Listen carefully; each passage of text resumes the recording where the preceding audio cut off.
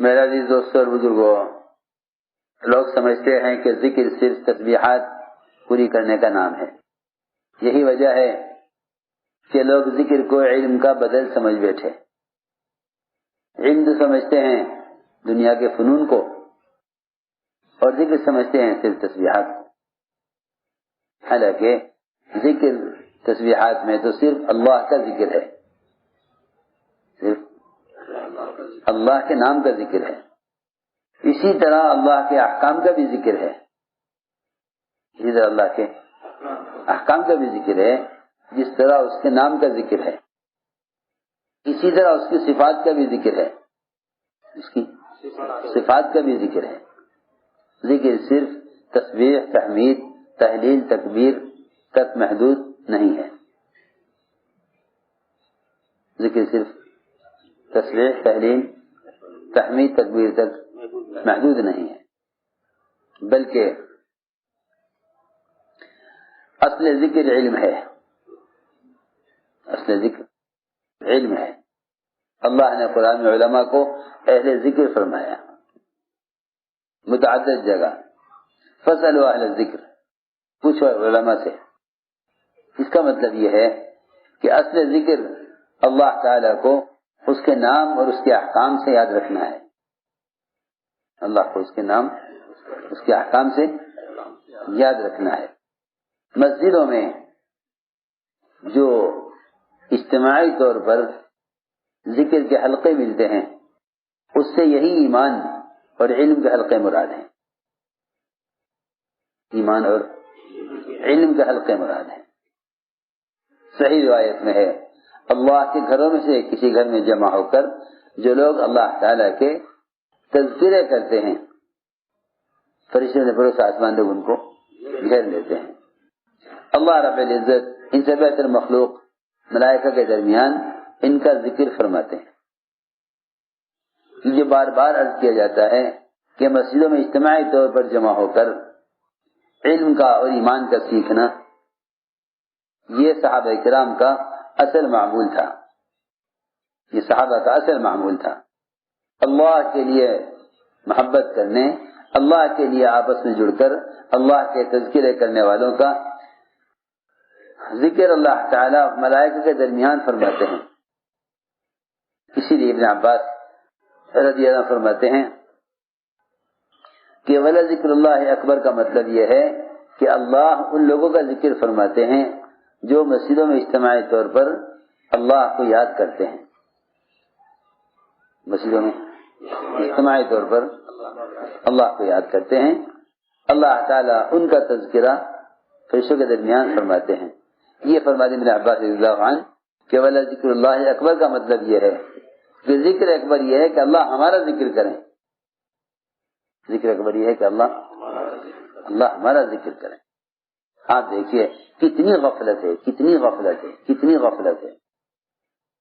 لوگ علم سیکھتے ہیں انفرادی مطالعے سے، علم سیکھتے ہیں انفرادی مطالعے سے۔ انفرادی طور پر جو اعمال ہوتے ہیں وہ اکثر اعمال غفلت کے ماحول میں ہوتے ہیں، اکثر اعمال غفلت کے ماحول میں ہوتے ہیں۔ اور اجتماعی طور پر جو ذکر ہوتا ہے وہ عام طور سے ایک دوسرے کے لیے تذکیر کا سبب ہونے کی وجہ سے اس میں غفلت کا اندیشہ کم ہوتا ہے یا نہیں ہوتا ہے۔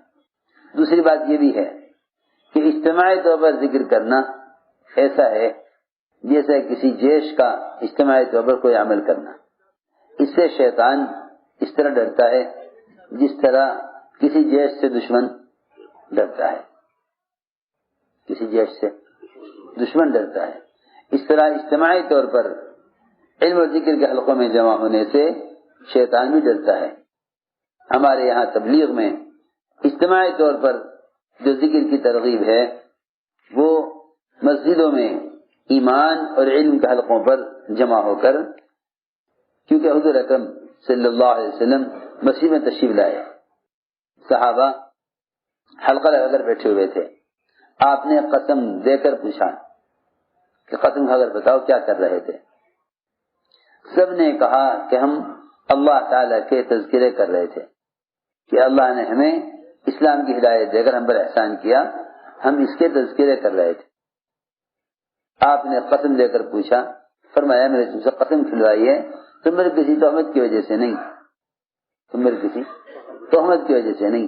جبرائیل میرے پاس آئے، انہوں نے آ کر یہ بتایا کہ صحابہ کا اس طرح جمع ہو کر اللہ کے احکام کے اور اللہ تعالیٰ کی نعمتوں پر شکر کرنے کے تذکروں سے اللہ تعالیٰ فرشتوں کے سامنے فخر فرما رہے ہیں۔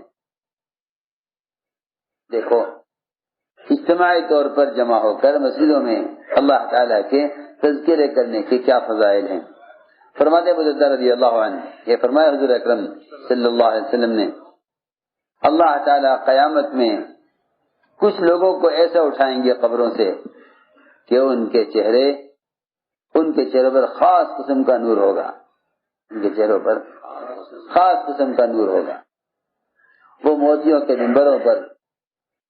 ممبروں پر ہوں گے اور لوگ انہیں دیکھ کر رشک کریں گے، حالانکہ یہ انبیاء اور شہداء نہیں ہوں گے۔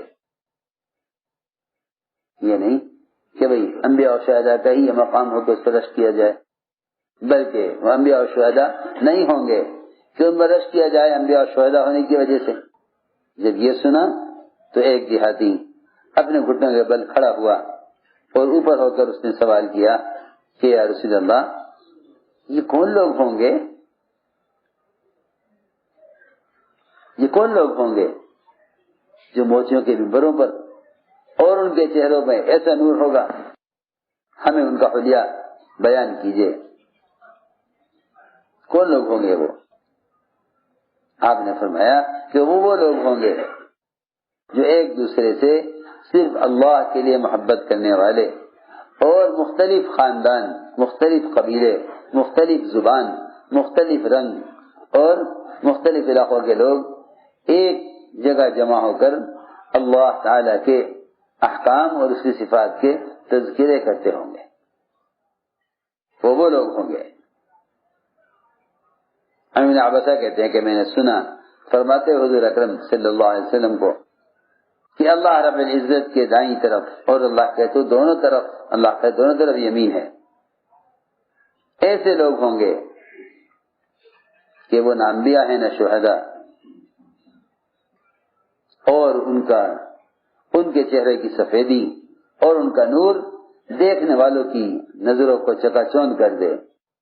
ان کے اس مقام کو دیکھ کر انبیاء اور شہداء بھی رشک کریں گے، ان کے اس مقام اور اللہ کے قرب کی وجہ سے۔ آج کیا گیا رسول اللہ، یہ کون لوگ ہوں گے؟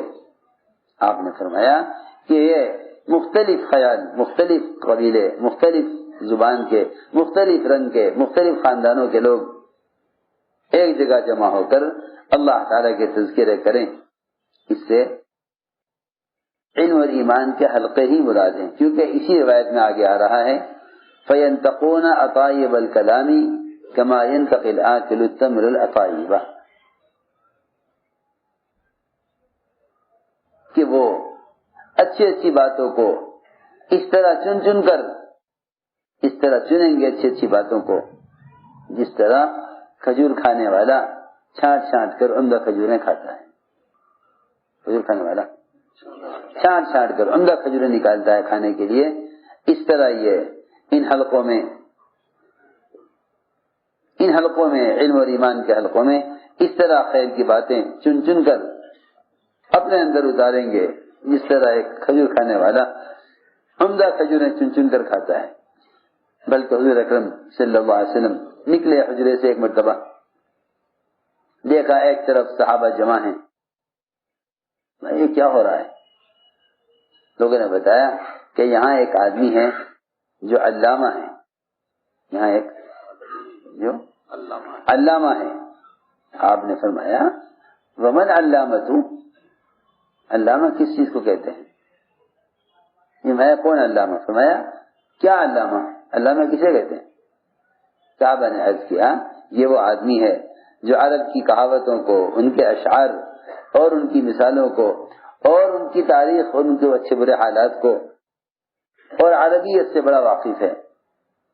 آپ نے فرمایا صحابہ سے ارے چھوڑ اس کو، آ بیٹھ مسجد میں ہم اللہ کے تذکرے کریں۔ اس کے پاس تو وہ علم ہے، جس کا حاصل کرنے سے کوئی نفع نہیں اور جاہل رہ جانے سے کوئی نقصان نہیں. یہ فرمایا آپ نے. ارے چھوڑ ان کو، ہم اللہ کے تذکرے کریں. اس کے بعد تو وہ ہے کہ اس کے سیکھنے سے کوئی فائدہ نہیں اور جاہل رہ جانے سے کوئی نقصان نہیں. فرماتے ہیں انس بن مالک رضی اللہ تعالیٰ عنہ کہ حضور اکرم صلی اللہ علیہ وسلم مسجد میں آئے اپنے صحابہ کے پاس. صحابہ حلقہ لگا کر حدیث بیان کر رہے تھے، آپس میں باتیں کر رہے تھے. آپ نے صحابہ نے عرض کیا کہ یا رسول اللہ صلی اللہ علیہ وسلم، ہم اپنے زمانے جاہلیت کے اور گمراہی کے اپنی حالت کو یاد کر کے اب اللہ نے ہمیں ہدایت دی ہے اسلام کی، تو ہم اس کے تذکرے کر رہے کہ ہم پہلے کیسے تھے، ہم پہلے کیسے تھے، اللہ نے ہمیں کس گمراہی سے نکالا. آپ نے فرمایا تم نے اچھا کیا، تم نے اچھا کیا، اور آپ کو یہ ہمارا عمل بڑا پسند آیا. فرمایا کہ ایسے ہی رہا کرو، ایسے ہی رہا کرو اور اسی طرح کرتے رہا کرو، اسی طرح کرتے رہا کرو. ابن عباس فرماتے ہیں رضی اللہ عنہما، یہ بات فرمائی، فرماتے ہیں ابن عباس رضی اللہ عنہما کہ حضرت عمر کے تذکرے کرتے رہا کرو، حضرت عمر کے تذکرے کرتے رہا کرو، حضرت عمر کے تذکرے کرتے رہا کرو. کیونکہ حضرت عمر کے تذکروں میں اور حضرت عمر کی سیرت کے بیان کرنے میں عدل کے واقعات بہت ہیں. جب تم حضرت عمر کے عدل کے واقعات بیان کرو گے تو ان کے عدل کے واقعات سے تمہیں اللہ یاد آ جائے گا. جب ان کے عدل کے واقعات بیان کرو گے تو جب عدل کا ذکر آئے گا تو اللہ یاد آئیں گے، اللہ یاد آئیں گے. فرماتی ہیں عائشہ رضی اللہ تعالی عنہا کہ اپنی مجلسوں کو دو چیزوں سے مزین کیا کرو، اپنی مجلسوں کو دو چیزوں سے مزین کیا کرو. ایک تو حضور اکرم صلی اللہ علیہ وسلم پر درود، اور دوسرے عمر بن خطاب کے تذکروں سے. عائشہ فرماتی دو چیزوں سے اپنی مجلسوں کو مزین کیا کرو، ایک درود شریف سے اور دوسرے حضرت عمر کے تذکروں سے. ایک تو حضور اکرم صلی اللہ علیہ وسلم پر درود اور دوسرے عمر بن خطاب کے تذکروں سے. عائشہ فرماتی دو چیزوں سے اپنی مجلسوں کو مزین کیا کرو، ایک درود شریف سے اور دوسرے حضرت عمر کے تذکروں سے.